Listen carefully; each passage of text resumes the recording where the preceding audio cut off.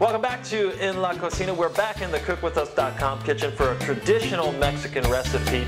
It's red snapper Vera Cruz, also known as Huachinango Vera Cruz, and this is a recipe with a really heavy Spanish influence because for you history buffs, you know that Cortez landed in Veracruz. That's the first place he landed, and he brought that heavy Spanish influence with him. And you also may know that Veracruz in Mexico is a coastal town, so they get wonderful fish there, and snapper is one of those fish that they use in so many Mexican recipes. So this is another one that we know you're gonna love. Let's take a look at the ingredients.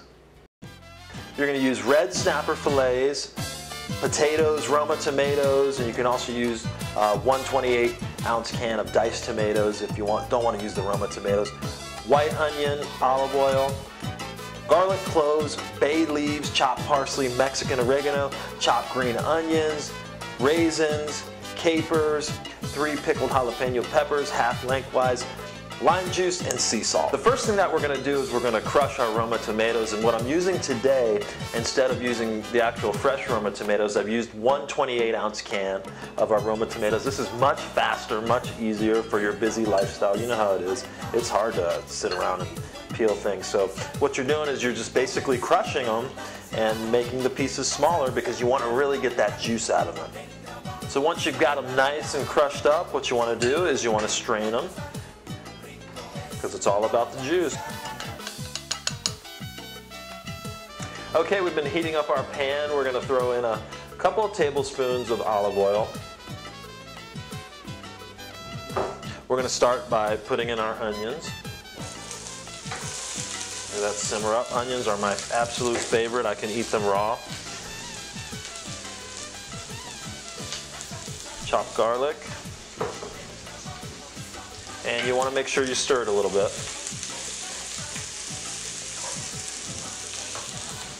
Got our crushed tomatoes we're going to put in there.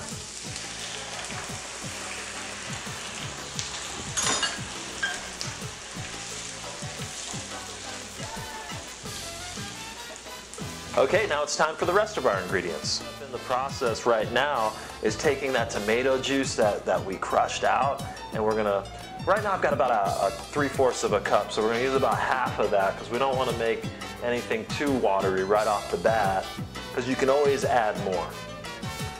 First thing that we're going to do, we've got our casserole dish. We're going to take half of our sauce, we're going to put it in here, into our casserole. Take our snapper, we're going to lay it on top of here. Okay, so we're taking the other half of our sauce and we're laying it right on top of there. This is really going to bring out the flavor, and it's all going to just marinate in there and be so good. So we've got our potatoes on top of our snapper. We're ready to throw it in the oven. 425 degrees. We're going to put it in there for 15 minutes. 15 minutes later, you're going to have yourself a wonderful lunch. We are ready to go. 15-20 minutes. Our snapper's been cooking. Oh my goodness, it smells so good. We're going to plate it.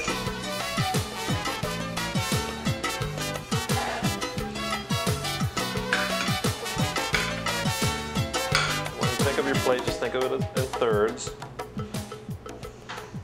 We're going to get our tomatillo on there as well. Nice heaping serving. Put your lime. Tortilla, roll it up.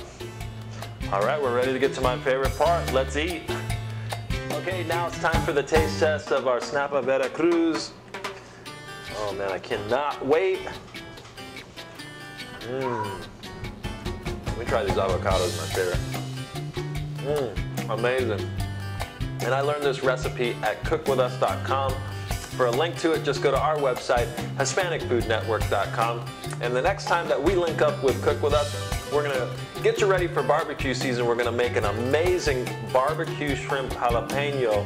It's stuffed. It's going to be amazing. So tune in next time for that.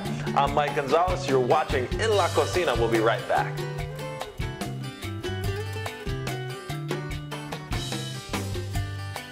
Well, that's going to do it for this edition of In La Cocina. We hope you really enjoyed the show. I want to thank Alberto Martinez, the baker. Oye, todo.